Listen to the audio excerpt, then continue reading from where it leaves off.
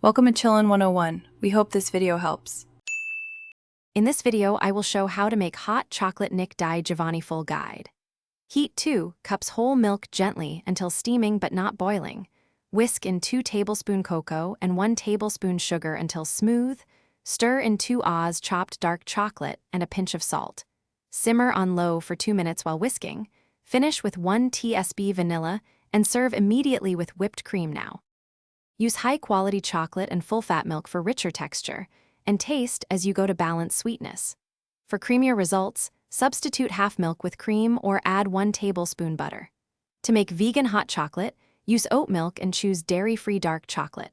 For a frothy finish, heat milk to 150 degrees F and use a whisk or handheld frother, then pour over chocolate and foam in a steady stream every time. If you're enjoying this guide, please subscribe and like. It really helps the channel grow.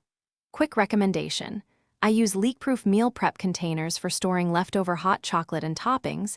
They seal tight and stack neatly for fridge space savings. Check the description for the link and other deals, and consider them for making ahead drinks or packed snacks.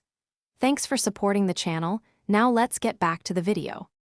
Try flavor swaps like cinnamon, espresso, or orange zest to change profile without much effort, and add 1/4 tsp for subtle spice. For adult variations, stir in 1 Oz brandy or rum after removing from heat.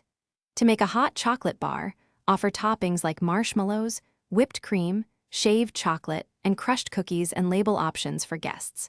Reheat gently to avoid scorching and whisk before serving to keep texture. Thanks for watching. Consider subscribing if we helped you.